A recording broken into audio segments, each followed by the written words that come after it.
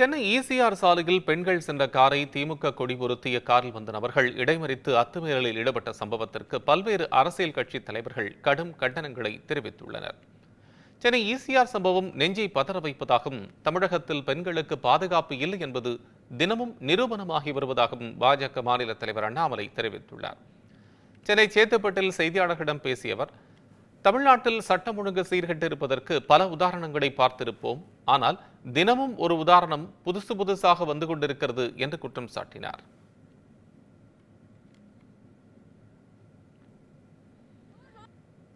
அது நெஞ்சை பதவிதைக்கக்கூடிய காட்சிகள். காரணம், நானும் அந்த பகுதியில் தான் வசிக்கிறேங்கன்னா, ஈசிஆர் பகுதியில் எப்பொழுதுமே உங்களுக்கு அதிகமாக இளைஞர்கள், பெண்கள் எல்லோரும் கூட சாயங்காலம் நள்ளிரவு அந்த நேரத்தில் அதிகமானவர்கள் அந்த பகுதியில் போகிறாங்க. காலையில், அதிகாலையில், நள்ளிரவில் பல நேரத்தில் போகும்பொழுது நானே யோசிப்பேன், எனக்கு திமுக கட்சியினுடைய கொடி போட்ட ஒரு காரில் அந்த பெண்ணுக்கிட்ட மிக மோசமாக நடந்து கொள்ளக்கூடிய அந்த வீடியோ, அந்த பதிவாகி இருக்கக்கூடிய அந்த வீடியோவை நம்ம பார்க்குறோம். தமிழ்நாட்டில் எந்த அளவுக்கு சட்டம் ஒழுங்கு சீர்கெட்டு இருக்கிறது என்பதற்கு பல உதாரணங்கள் இருந்தும் தினமும் கூட ஒரு உதாரணம் புதுசாக வருது. இன்றைக்கி ஈசிஆரில் சுதந்திரமாக ஒரு நாட்டில் மகாத்மா காந்தி அவங்க எப்போ சொன்னாங்க, ஒரு பெண் நள்ளிரவில் சுதந்திரமாக என்னைக்கு நடந்து போகிறாங்களோ அன்னைக்கு முழு சுதந்திரம் கிடைத்து விட்டதாக சொன்னாங்க.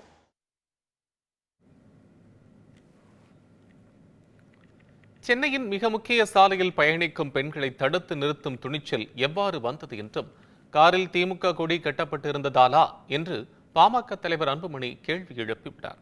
இதுகுறித்து அவர் தனது எக்ஸ் தள பக்கத்தில், சென்னையில் அண்மை காலமாக பெண்களுக்கு பாதுகாப்பற்ற சூழல் நிலவுவது கண்டிக்கத்தக்கது என்றும், பெண்களை வழிமறித்து அத்துமீறிய நபர்கள் மீது காவல்துறை வழக்கு பதிவு செய்து கடுமையான நடவடிக்கை எடுக்க வேண்டும் என்றும் வலியுறுத்தியுள்ளார்.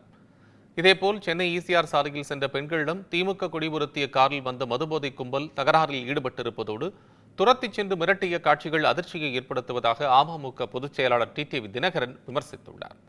இது தொடர்பாக தனது எக்ஸ் தள பக்கத்தில், குழந்தைகள் மற்றும் பெண்களுக்கு எதிரான குற்ற சம்பவங்களில் ஈடுபடுவோருக்கு வழங்கப்படும் தண்டனையை கடுமையாக்கும் சட்ட திருத்தம் அமலுக்கு வந்திருக்கும் நிலையிலும் இதுபோன்ற அத்துமீறல் சம்பவங்கள் அச்சட்ட திருத்தத்தின் நோக்கத்தையே சிதைக்கும் வகையில் அமைந்திருக்கிறது என்றும் பதிவிட்டுள்ளார்.